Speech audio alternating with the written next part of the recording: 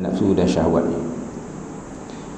Maknanya maksiat, lalai, lupa kepada Allah Ta'ala ni ialah apabila kita ini ikut syahwat, ikut nafsu.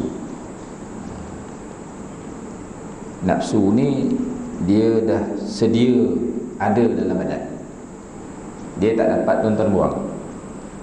Kalau tuan-tuan buang, tak jadi orang lah. Tak jadi orang. Sebab makan tak ada selera, minum tak ada selera, nak beli baju tak ada selera, tak boleh. Dia tak boleh buang. Kalau tuan-tuan buang, maknanya mati dah tu.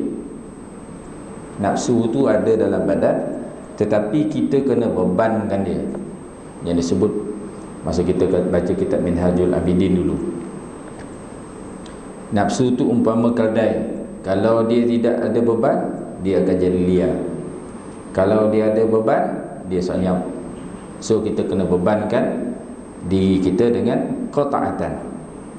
Qata'atan bermaksud apa saja kebaikan yang kita lakukan selaras dengan perintah Allah Ta'ala. Sama ada kebaikan itu dalam bentuk ibadat, maknanya kita ibadat khusus ya, yang khusus sembahyang, solat, puasa, zikir, baca Quran, ya, dan sebagainya itu, ataupun ibadat yang ada kaitan antara kita dengan yang lain selain daripada Allah Subhanahu Wa Taala. Yang ada kaitan, bukan kerana selain Allah Taala, yang ada kaitan. Contohnya kita buat amal kebajikan, bantu orang susah. Ni zaman-zaman orang susah ni tuan-tuan. Ni dah ramai pula lagi yang dah kena virus balik. Terbayangkan saudara Islam kita di Sabah macam mana. Kita sendiri dah mengalami kan. Marin orang ni dia berdendang tuan-tuan, dia zon hijau, zon hijau, zon hijau. Sekarang dia zon merah tuan. Jadi kita pun berhati lah. Kadang lama kau dia pula. Bukan macam tu tuan. Di sana ramai saudara Islam kita. Apa yang perlu kita buat?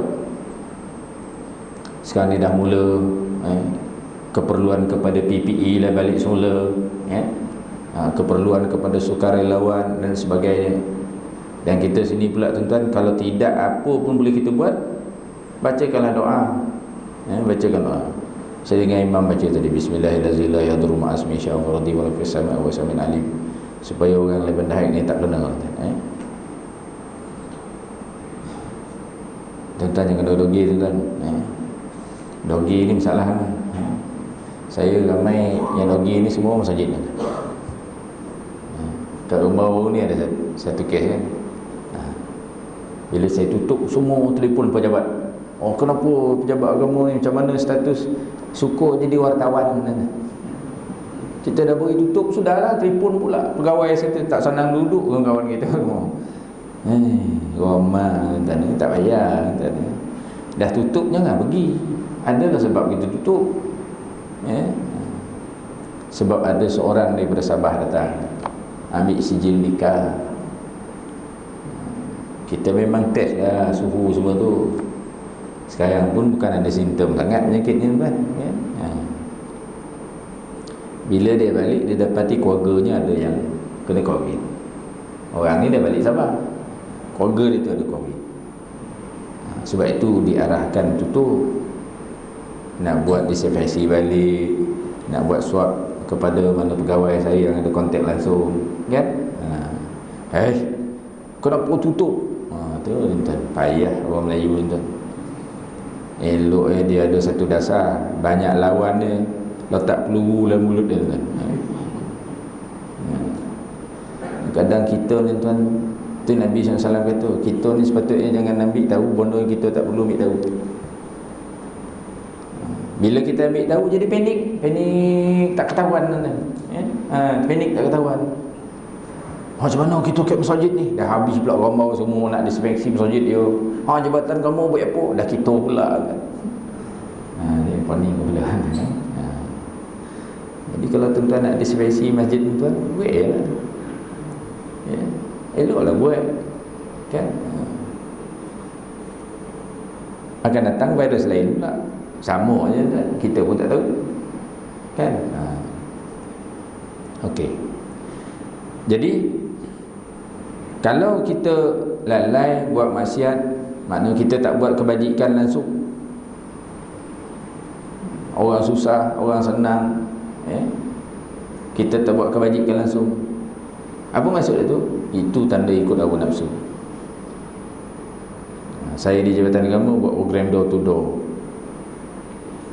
pergi rumah ke rumah, ubah program daripada bawah kemah, belanja sewa kemah dengan catering, habis 15-16 ribu. Kita tukar bentuk program, duit yang sama, beli buah tangan, pergi rumah ke rumah. Jadi kita dapat beli buah tangan untuk mereka tu RM150, RM200, sama dalam bentuk barangan dan sebagainya. Dah orang kata Jabatan Agama buat konjo welfare. Ada itu pening pula. Kalau kita buat buah kemah, panggil orang ceramah, datang 40 orang ya. Kan dapat makan sepinggan nasi kan, dan masak kari sejamput.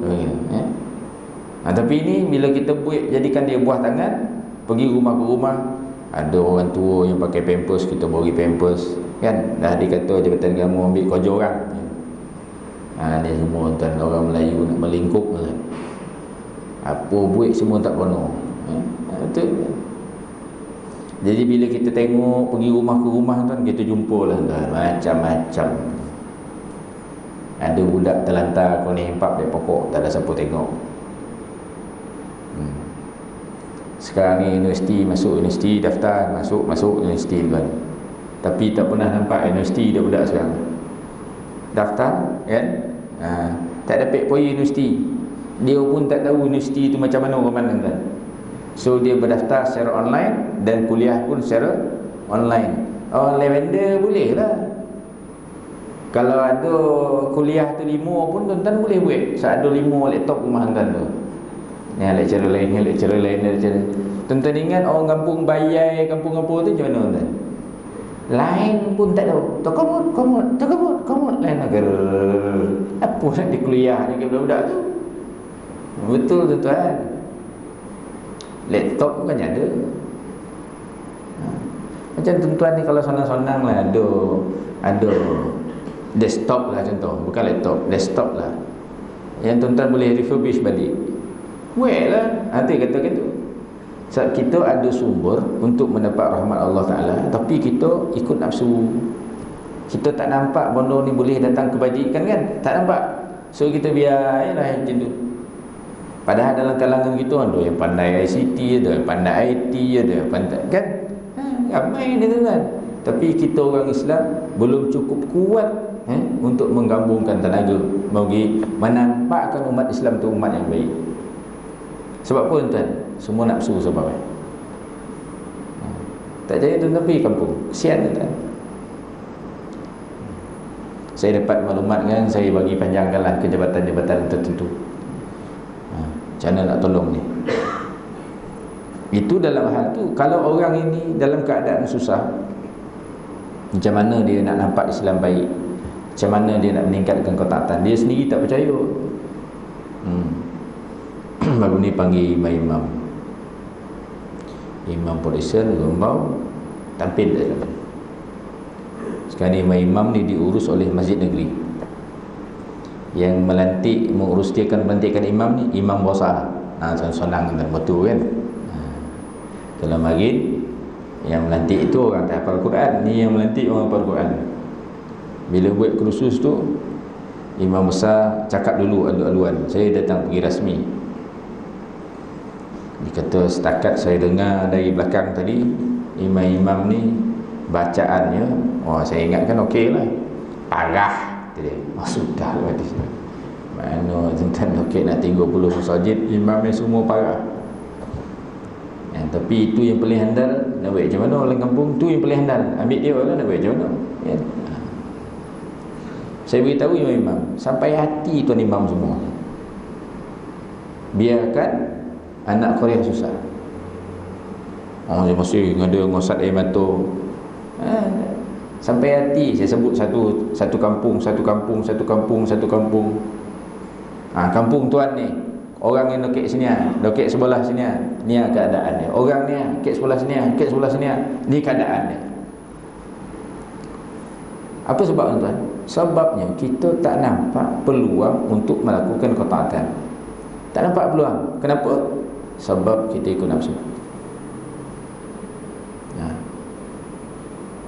Kita boleh beli coklat RM25 sebotol ni, pesan ni betul RM25. Kita yang tua ni nak makan coklat macam mana tuan? Gigi geraham semua dah tak ada. Makan coklat tu, apa cookies kau pun benda tu, saya pun tak kerti nyebut dah. Munyah walau dapat nyam RM25 satu tip ni, RM25 dah sayang tu. Kan dah apa pun. Tuan-tuan dia boleh cookies tu, bancuh coklat tu, suram dalam tu tuan. Sadap je. Tak boleh. Tak ada masalah. Saya bukan kata ada masalah sangat beli tu. Tak. Tapi tak ada ke dalam fikiran kita ni sebagai orang yang akan mati, yang akan dapat nak cari rahmat Allah di akhirat besok. Tak ada dalam hati kita fikir anggap orang lain apa makan lah. Tak apalah, tuan-tuan makanlah. Tapi ada rasa tu ada. Yang ini akan membuang nafsu daripada kita. Dia akan kondokan nafsu tu. Besok dia akan terfikir, ini tetap minggu betul order benda ni, kita order sebulan sekali je lah. Contohnya kan, dia akan jadi kurang. Kemudian ruang yang dia ada, kekuatan yang dia ada tadi tu digunakan untuk buat kebajikan yang lain. Ada satu kampung dilanda ribut ini. Maka dia adukanlah kepada orang, tolong kek zeng masjid. Saya punya comeng dan tolonglah. Kita duduk sorban, dia duduk nungus pada pahang. Saya punya hati punya comeng, macam mana nak buat ni? Pergi hantar pegawai. Kata subuh esok pergi sana, tengok apa berlaku. Pergilah tengok tuan. Agak-agak tuan-tuan pun tercabut tu. Oning ya, oning. Yang dia buat sendiri, yang bukan yang tu buat. Topi dia mengganyangnya pengarah jawatan gamul lambek kata dia. Tuan-tuan, macam-macam. Kata dia apa orang besar gitu. Ustaz, jadi macam mana pemahaman orang terhadap tanggungjawab dia Ustaz? Ada esei pula kena ceramah. Yang sini yang mentam, yang ni yang ceramah. Entah jangan. Sebenarnya kefahaman kita untuk melakukan kebajikan tu amat terhad. Oleh benda ni saya tak nak pilih banyak sumbangan tu, baguslah. Kata masuk bertanding tu. Saya tak campur tu. Tapi kalau ditanya ada kuliah tak? Ada. Bagus masjid tu ada kuliah, tapi masalah yang bagi kuliah selalu tak datang. Banyak hal yang tuan kojab sakit ada kan. Okey. Saya sebut ni bukan tuan-tuan tak buat tuan-tuan ya. Saya sebut ni bukan tuan-tuan tak buat. Maksudnya ialah supaya timbul lagi kesedaran. Kesedaran. Kita dah tak lama tuan hujung-hujung. Sebaliknya kata Syekh Ibn Athaillah, setiap ketaatan, sikap beringat dan berusaha mengawasi dirinya, yang kita sebut takwa dulu. Ingat tak bila kita kata Minhajul Abidin tu, perkara yang menghalang orang ibadah al-awaiq ialah nafsu. Dia punya ubat dia atau penawarnya adalah takwa. Takwa tu mengawas diri. Mata, telinga, hidung, mulut, tangan, kaki, paut, faraj, kan, kemaluan. Dia kata berusaha mengawasi diri daripada segala yang haram adalah berpunca daripada perasaan tidak suka dan tidak mahu menyerah kalah kepada nafsu syahwat. Tak suka sorah diri kepada nafsu. Maka apabila benda ni dia tahu nafsu, maka dia akan tinggal. Dan kita dah belajar pun dalam Minhajul Abidin, macam mana nak tahu bisikan ni bisikan baik ke bisikan jahat, bisikan Allah ke, bisikan malaikat ke, bisikan nafsu ke, bisikan syaitan ke. Kita tahu dah tu. Pada kebiasaannya bisikan jahat adalah daripada syaitan dan nafsu. Tetapi yang pasti jahat adalah daripada nafsu. Yang pasti betul. Kalau nafsu bisik je, itu memang jahat. Syaitan bisik ni, dia ada strategi. Kadang-kadang dia bisik baik dulu supaya tuan-tuan buat jahat. pergi masjid tunjuk-tunjuk muka je. Nampak tak setan bisik? Ujungnya nak dapat bono lain, iaitu apa? Esok kenduri senang orang datang. Nah, setan nama pun setan tu kan. Dia bisik kita kejahat dulu, baik dulu, tujuannya nak buat pergi benda jahat lah, iaitu dapat manfaat duniawi daripada ibadah kita. Itu yang dikatakan riak yang kita dah baca hari, mendapat manfaat duniawi dengan ibadah kita.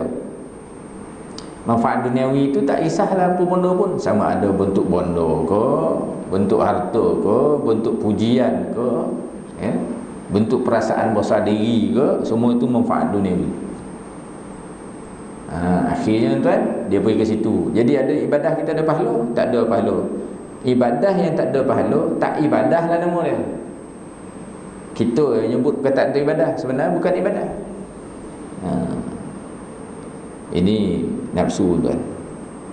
So, orang yang dapat buat taat macam tuan-tuan ni datang bila subuh ni tuan. Kalau tak buat tu cara ni tuan, Covid dah jadi alasan. Kan? Covid dah jadi alasan.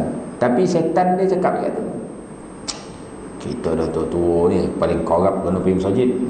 Arahan yang tua-tua jangan datang. Contoh yang marin kan, yang tua-tua tu yang rajin datang. Siapa suruh tuan?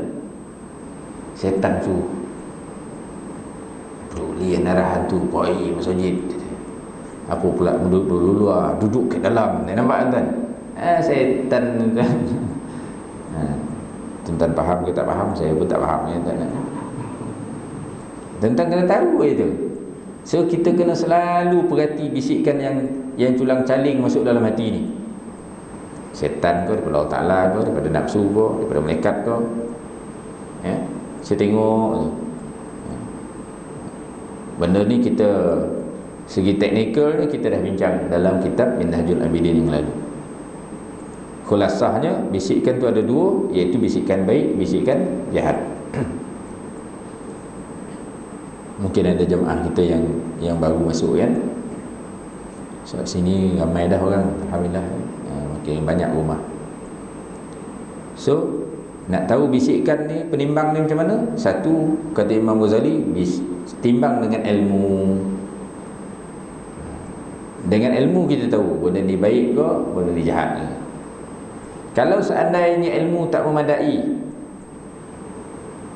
kita telefon mufti pun tak ada jawab, contoh kan, dia pun ambil masa. So fatwa ni dia tak boleh keluar. Nama pun fatwa, dia kena take time kan? Orang Melayu dia tak nyempek-nyempek.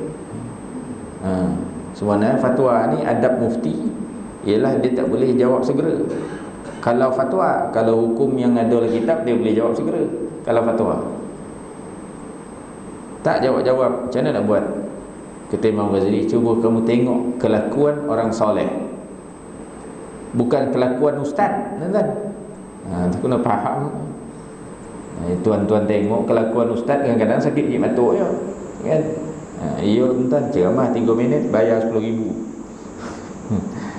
Sakit hati kita kan. Dia bukan ada nasihat piling pun tak ada. Hijrah bermaksud dia. Tu 3,000. Hijrah bermaksud tu panggil sen kan, RM50 pun belum tentu. Ya tuan, saya kena 9 ustaz-ustaz macam ni saya pangkat, kecuali dia ada bagi bahan, kecuali dia ada bagi kata apa macam skill, saya bagilah bayar lebih sikit. Tapi kalau cerita falsafah je panggil saya lah, saya panggil dia mana lah. Okey, apalah nyebut dia orang tadi, tak apalah, tinggallah kan. Jika anda berperakuan sedemikian, samalah seperti keledai yang mengisar gandum, yang berjalan dari satu tempat kemudian kembali ke tempat itu semula. Kisar gandum kan dia bulatan, kan dia tarik sampai situ balik, tarik sampai situ balik, tarik. Maknanya kalau kita ni ikut syahwat tuan, tak ke mana dah, pusing-pusing situ balik, pusing-pusing situ balik, pusing-pusing dibawa kita ke jahat balik. Rajin Nabi masjid, pusing-pusing jahat balik semula. Dia akan jadi macam tu. Sebab tu kita ni tuan sentiasa kena waspada dengan menurut hawa nafsu. Terasa nak tidur tuan, malas ibadat, bangun. Dia macam tu. Bangun. Terasa malas baca Quran, baca. Macam tu. Terasa nak tunjuk-tunjuk kat orang, berhenti. Boleh tak? Macam tak setuju empat. Baca alam tarakai ya tuan-tuan. Bismillahirrahmanirrahim. Alam tara kaifa fa'ala rabbuka bi ashabil fil. Lalu orang lain, alam yaj'al kaidahum fi tadlil. Langsung sadap suara tuan. Langsung tinggi suara, berhenti baca, duduk ujungnya. Ambil wuduk pun kan. Faham tak maksud dia tu? Tuan-tuan jangan ingat buat elok, meninggalkan pun kadang-kadang elok. Bila kita rasa macam nak menunjuk ke orang ni kan, ni kena rehat kejap. Betulkan niat balik ya? Pun kita kata yang aku baca tadi tu sebenarnya Allah Ta'ala juga izin ke tu, dia pun sambung balik. Dia rasa kalau kuek-kuek tu menunjuk, dikueknya lagi kan? Dia lawan dia, macam mana nak membahagiat tuan-tuan ya? Tadi khabar suruh perlahan, suruh kuek pula. Kita selalu dalam keadaan lawan, opposite ni, selalu jadi opponent kepada kita punya nafsu. Dia suruh perlahan, kita kuek. Dia suruh kuek, kita perlahan. Macam tu kan? Latih itu. Latih. Lama besok dia akan jadi rondah. Nak buang memang tak boleh.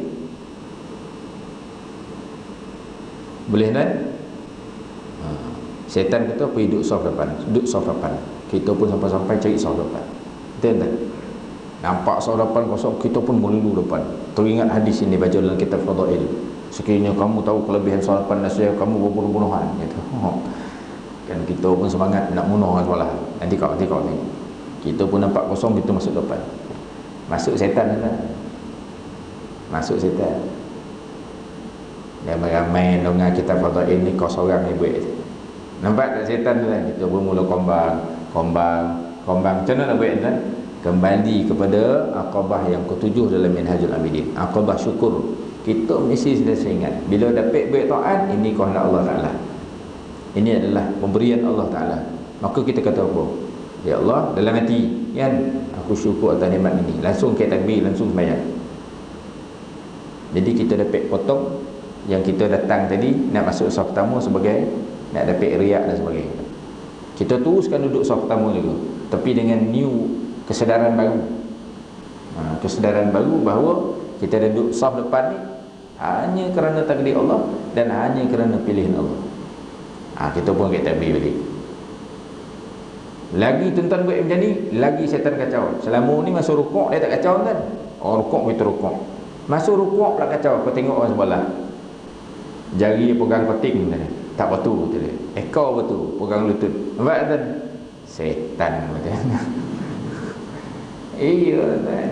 Tapi kalau kita setiap hari buat macam tu, tuan-tuan tengok kualiti ibadah makin lama makin tinggi, sehingga sampailah tahap tuan-tuan kepada tahap wali Allah SWT. Tapi kita bukan ibadah nak pada tahap tu. Tapi kita ibadah ni bila Allah angkat orang tu jadi wali Allah, dia tu disayangi Allah Ta'ala. Sayang tu yang paling penting, betul tak? Macam tuan-tuan orang kampung bagian lah, siapalah kita ke kampung bagian tuan. Bila hari nikah tu kan, dia buat ikut orang buyur-buyur kan, dengan pelamin buat debu-debu tu kan, dia balut dengan bunga kotek tu. Tuan-tuan perasan tak? Kalau tuan-tuan ni orang kampung orang mana selama ni? Buat pelamin pakai bulu tu kan. Tak tahulah, kampek saya tu lah cara pelamin ni kan. Lepas tu lilit dengan bunga apa kotek yang kita gunting-gunting ujung tu kan. Balik habis tu kojak oranye, kojak hijau, kojak biru, kojak merah. Tak ada kisah itu tadi tu. Tapi orang muliakan kita tu ada pula tarian piring ting tang ting kan. Lepas tu ada lah pertunjukan apa tu? Pertunjukan silat pula kan. Ya orang tua tu pun kita nengok dia pun macam gagah perkasa pun lah. Lepas dia silat depan kita, dia rehat lama kan. Lepas tu ketibaan pengantin dia yang rela pun nembak pam. Dan seorang tak dengar juga polis tu. Bukan nembak tupai pun dah. Kita masa tu jadi pengantin ke saja tuan. Oh, kita rasa disayangi, dimuliakan tuan. Sedap hidup masa tu, kan? Begitu jugalah kalau kita ni rasa disayangi Allah Subhanahu wa taala. Boleh tuan? Saya ni sambil-sambil tu saya relate yang kita belajar hari ni, kan eh? Sambil-sambil tu saya relate kan kita belajar, recap balik semua. Pastikan anda berpaling daripada dunia ini dan terus berhadapan dengan Allah Subhanahu wa taala, wa anna ila rabbikal muntaha, dan bahawasanya kepada Tuhanmu lah kesudahan segala sesuatu. Yang kita sebut dulu sebelum ini at-tayyib. Bila kita ibadah ni, kita lipik terus bumi ni. Tayyib ini istilah yang selalu menunjuk kepada karamah para awliya Allah Ta'ala, iaitu kemuliaan Allah Ta'ala bagi kepada para wali. Apa maksudnya? Dipendekkan perjalanan. Dulu-dulu biasa kita dengar, zaman sekarang orang tak peduli dah karamah-karamah ni, dia pun tak percaya. Sedangkan karamah ni dalam ilmu tauhid ni ada, kan? Maka orang tu pergi daripada Pancur ke Lebayan Lahad, kita datang 15 minit contoh, dia datang 2 minit je, jauh-jauh dah sampai. Itu karamah. Tetapi karamah yang paling tinggi taib itu ialah Allah Ta'ala lipikkan bumi bagi orang melakukan ibadah, sehingga dia tak nampak bumi ketika dia melakukan ibadah, dia nampak akhirat. Boleh faham kan?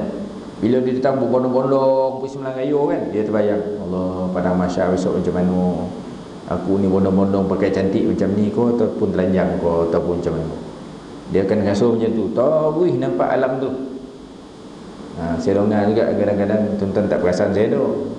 Kadang-kadang saya dengar kuliah-kuliah syekh-syekh yang bagi tuan-tuan tu bagus, tuan-tuan tentang akhirat, tuan-tuan kubur, benda-benda simai, benda-benda yang kita tak nampak dengar, tengok dengan mata, tapi kita dengar dengan apa yang dibawa oleh Rasulullah SAW. Kita boleh bayangkan lah macam mana orang yang telanjang kan, pada mahsyar besok, balik semula macam tak khitan bagi. Tuan-tuan bayangkan ke mana macam tu. Tapi tak sampai tengok orang tu kan, tapi tuan-tuan tengokkan suasana aib masa tu macam mana, dengan panih, dengan polu, dengan lapar, dengan dahaga, kan? Masa kita jalan gayu tu bayang, aku besok macam gayu ni kau pergi gudang mahsyar ataupun macam mana. Dan masa tu baru keluar perkataan takbir tu, Allahu Akbar, Allahu Akbar, Allahu Akbar. Sepanjang jalan tu dia akan takbir, kan? Ini bila dia takbir, Umar tanya, belum sampai masjid dah takbir dia. Itulah keadaan. Bila tuan-tuan memberi sesuatu makanan kepada orang lain, tuan-tuan tu itu bayang akhirat. Mudah-mudahan besok Allah bagi aku makan, sebab Allah janji melalui lidah Rasul, kan? Janganlah aku besok sampai hilang keyakinan pada Allah Subhanahu Taala sehingga dicampak yang Taala kena na'udzubillah. Itu benda-benda macam tu tuan-tuan. Sebab Tuhan kita lah yang muntaha,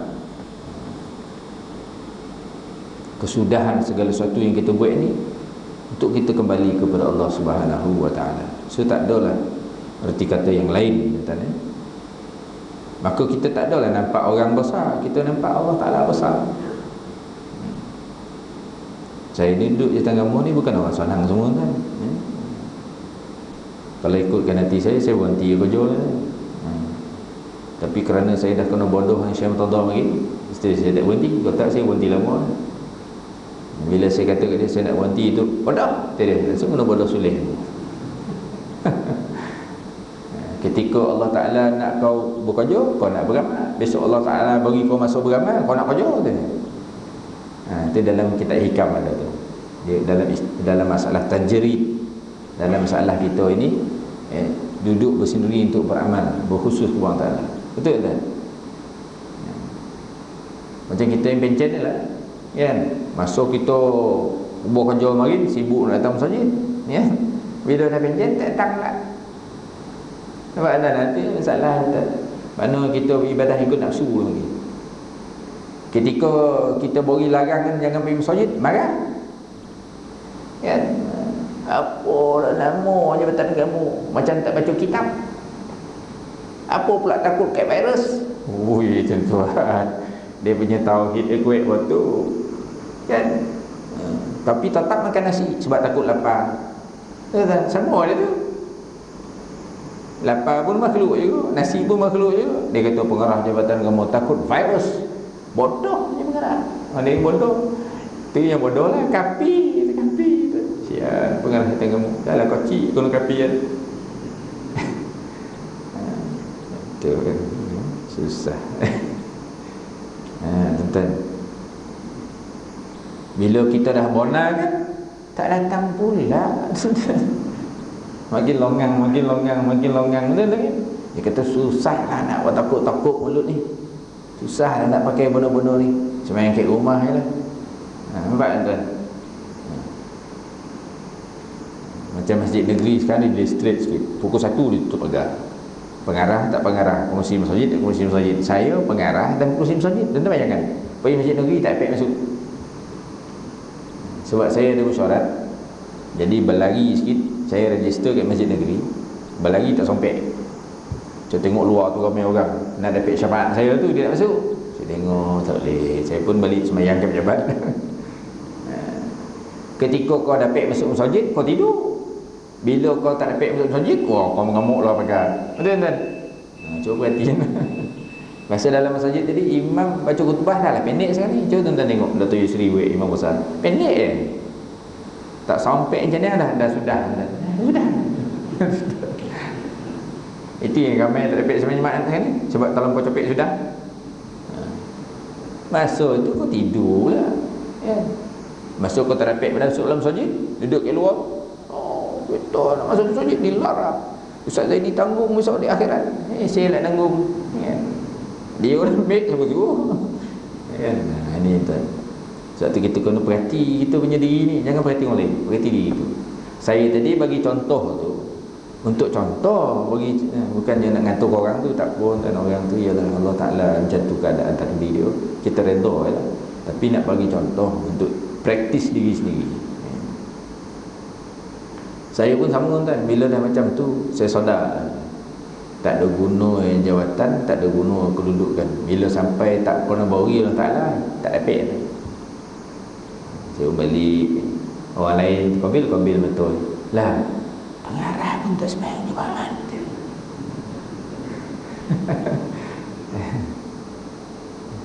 Tak tahulah tuan-tuan faham macam mana agak. Allah tak izin tuan-tuan, saya balik lah. Kalau saya ambil saya punya kesempatan sebagai pengarah, sebagai pengurusi masjid negeri, saya masuk, saya seorang ni dia lepeh kat orang ni. Yang lain kat luar tu ada 300 kita sembahyang. Dan dia kata apa? Dia goman saja. Agama pun ada birokrasi. Nampak kan? Ya. Lepeh tu kono lah penyakit besok kan. Kan? Kono pula masjid negeri tu semua kono pun buat swab atau ujian apa tu. Ni tengok pengarah itu dogi. Nampak dah saya kono. Faham tak? Jadi eloklah kita faham benda ni. Bila kita faham, kita tahu ini Allah tak izin, dia buat macam mana. Bukan nak bermudah-mudah, dah buat ikhtiar dah tu. Bakal capis ni kan. Balik ambil sejadah ni. Ambil sejadah tu. Tak sampai dah. Saya jenis tak pakai kereta rasmi pergi semayang ni. Pergi semayang lokek tu sejalan kaki. Tak sampai dah. Langsung jaga pun pandai dah, dia kunci tu dia tak ada kat pagar, jadi memang tak boleh buka. Nah, saya kata tuan-tuan baliklah kita semayang kat pejabat lah, kat semayang jemaah ya. Okey tuan, sikit lagi. Kemudian setiap nur adalah tunggangan hati, manakala rasa-rasa nur itu pula adalah tentera hati.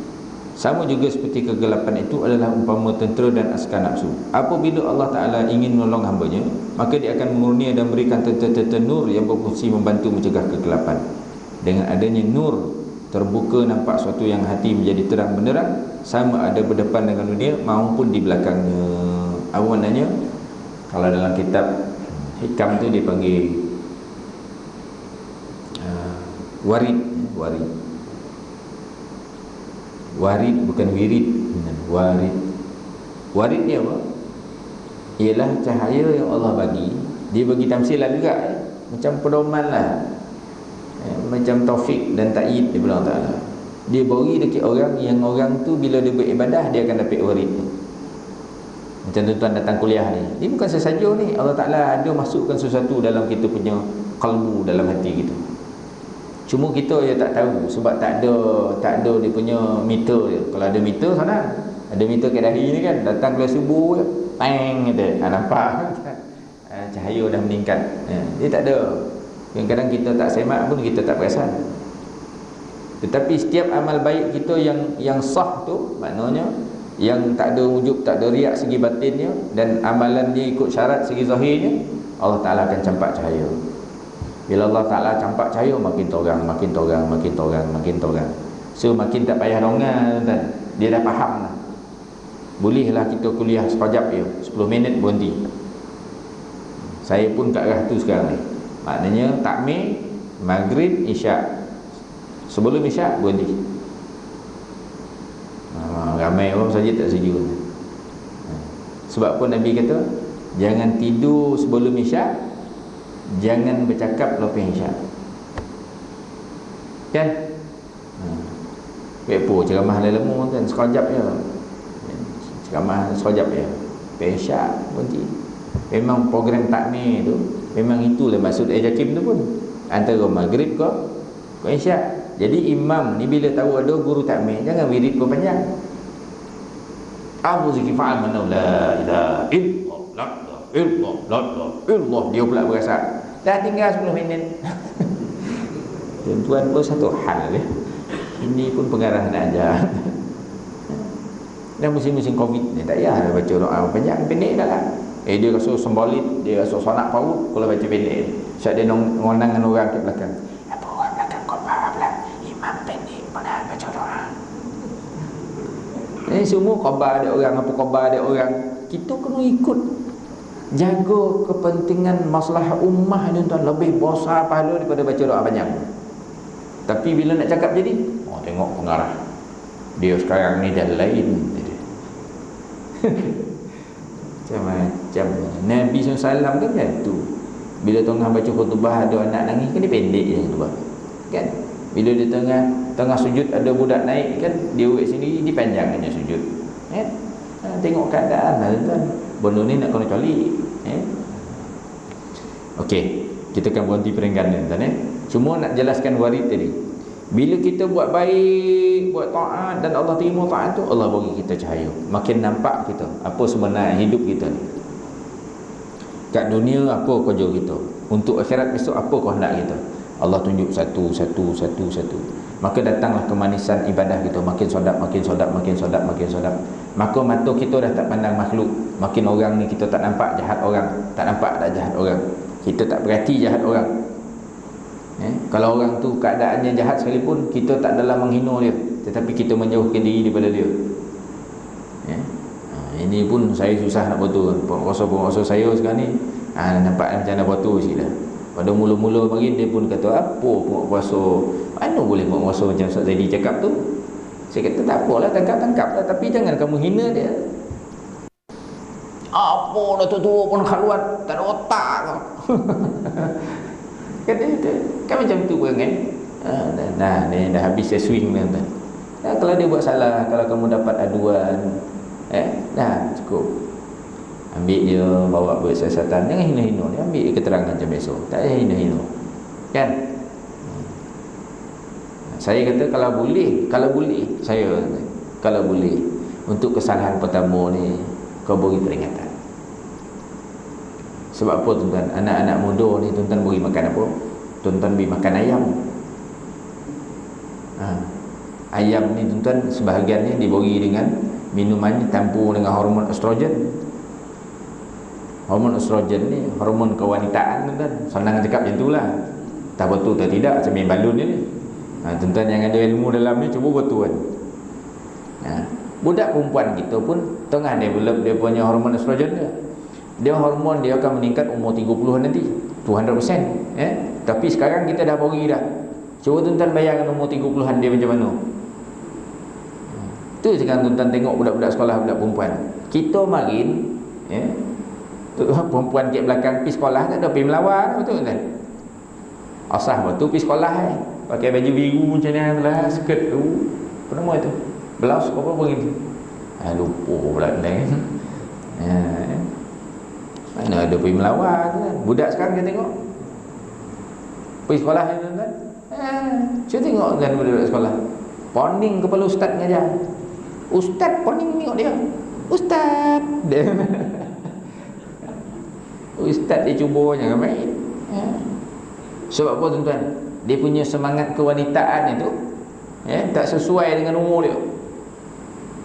Dia tengok je. Tak jaya. Jadi tuan-tuan, oleh sebab itu kita kena faham orang-orang macam ni, kita bila dia buat salah, mana boleh kita hina dia. Sebab dia punya environment dia dah bertukar. Dulu kita nak ngurat perempuan, paling handal pun hantar kad raya kan. Dapat sekali hantar tu sah tu. Seorang tu dah tunduk lepas raya tu, nak jemput pun malu. Padahal hantar direct lah kan. I suka dekat you lah. Konon lah. Tapi bila buka sekolah, masuk kan dah tunduk jemput dak perempuan tu. Lepas tu dak perempuan tu ambil ke kawan kita. Nak pergi raya rumah kawan pun tak sanggup lah. Sebab orang rumah itu adalah makwu dalam hati kita.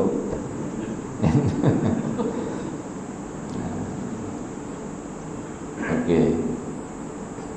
Kita dulu susah tuan, nak berhubung susah. Sekarang ni budak boleh WhatsApp. Kita marah-marah sekarang anak perempuan kita, dia lari. Dia orang pun ada lesen. Kita umur 7 boleh, kita bagi dia belajar ambil lesen kereta semua kan. Environment berubah. Dulu payah ada kenderaan tuan-tuan. Hanya orang yang bekerja boleh motor Z ni. Kan? Tuan-tuan ni agak alam lain. Bila saya cakap macam tak ada feel dia. Macam tak dapat bayang ni nampak. Kan? Hanya orang yang ada kerja boleh pakai motor Z 1,500 harga masa tu. Fui kalau dapat tuan-tuan. Anak putu kampung suka kat kita, anak imam suka kat kita semua. Mula motor S kan, tuan-tuan ni macam tak faham lah kan? Lepas tu motor Z. Cuba tuan-tuan bayangkan RZ sekarang berapa ringgit. Tuan-tuan, saya ingat nak beli motor kecil tuan, 5,000 ringgit balik. Saya ingatkan 800 setengah je lagi.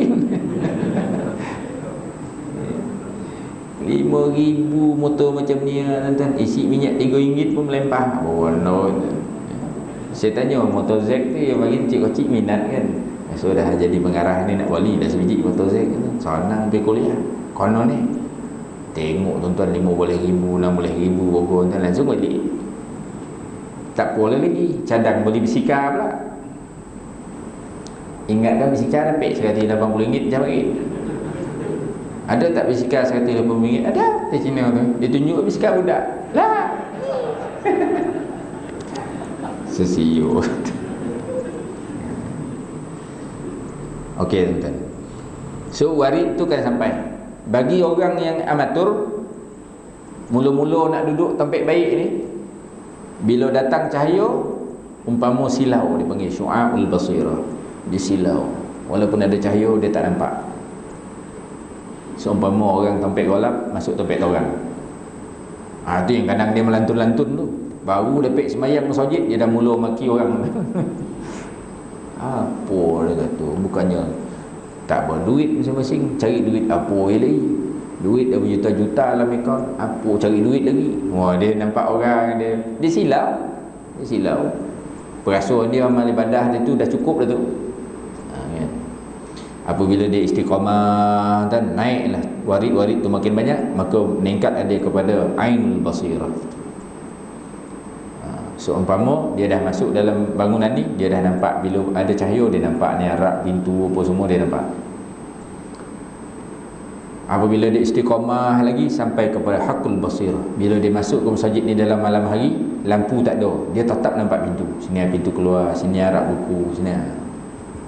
Kalau dah sampai hakul basirah tuan, itu hebat.